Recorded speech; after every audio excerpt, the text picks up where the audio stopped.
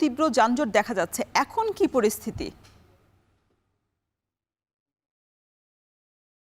এখনো পর্যন্ত যানজট রয়েছে। যানজট নিরসনের জন্য পুলিশ আপ্রাণ চেষ্টা করে যাচ্ছেন। আর এদিকে যমুনা সেতু থেকে জানানো হয়েছে 23 ঘন্টায় 24টির মতো সড়ক দুর্ঘটনা ঘটেছে যমুনা সেতুর উপরে। এই দুর্ঘটনা কবলিত যানবাহনগুলো সরাতে যে সময় লেগে গিয়েছে, এতে করে সিরাজগঞ্জ প্রান্তে এবং টাঙ্গাইল প্রান্তে এই যানজটের সারি আরো দীর্ঘ হয়েছে। তবে পুলিশ বলছে যে সেই দুর্ঘটনার কবলিত যানবাহন সেগুলো সরানো হয়েছে। আর এছাড়াও যমুনা সেতুর সংযোগ সড়ক এবং ঢাকা টাঙ্গাইল যে মহাসড়ক রয়েছে, সেখানেও একাধিক যানবাহন বিকল এবং দুর্ঘটনা এবং যানবাহনের চালকদের মধ্যে দফায় দফায় সংঘর্ষের তথ্য আমরা জানতে পেরেছি, যে কারণে এই যে নানা কারণে কিন্তু যানজট হচ্ছে। এছাড়া আমরা দেখতে পেয়েছি যে গতকাল বিকেলের পর থেকে মহাসড়কে বৃষ্টি হয়েছে।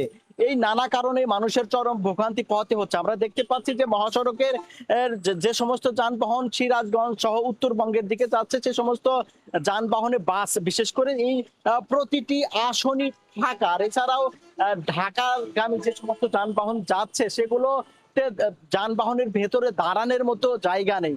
এর কারণ হিসেবে পরিবহন সংশ্লিষ্টরা বলছে যে ঈদের ছুটি শেষে সর্বশেষ কর্মস্থলে ফিরছে মানুষ, যে কারণে ঈদের ছুটির পর যে পরিমাণ লোকজন ঢাকায় বা কর্মস্থলে ফিরেছে, তার চেয়ে কয়েক গুণ চাপ বেড়েছে গেল 2 দিনে। এতে করে এই বাড়তি চাপের সামাল দিতে না পারায় এই যানজটের সৃষ্টি হয়েছে। আর এইদিকে যমুনা সেতু কর্তৃপক্ষ জানিয়েছেন যে স্বাভাবিক সময়ে যমুনা থেকে 20 থেকে 22,000 যানবাহন 24 ঘন্টায় সেতু পারাপার হলেও গেল রাত 12টা পর্যন্ত 24 ঘন্টায় প্রায় 40,000-এর অধিক যানবাহন সেতু পারাপার হয়েছে। এতে টোল আদায় হয়েছে 3,17,00,000 টাকার উপরে। সেতু কর্তৃপক্ষ বলছে যে বাড়তি চাপ সামাল দিতে অতিরিক্ত আলাদা মোটরসাইকেলের লেন সহ আরো 18টি বুথের মাধ্যমে টোল আদায় করা হচ্ছে। এদিকে পুলিশ বলছে যে যানজট নিরসনে তারা আপ্রাণ চেষ্টা করে যাচ্ছে, দ্রুত সময়ের মধ্যে এই যান চলাচল স্বাভাবিক হবে। তো রওশন, এই ছিল আমার কাছে যানজটে ভোগান্তির সর্বশেষ তথ্য।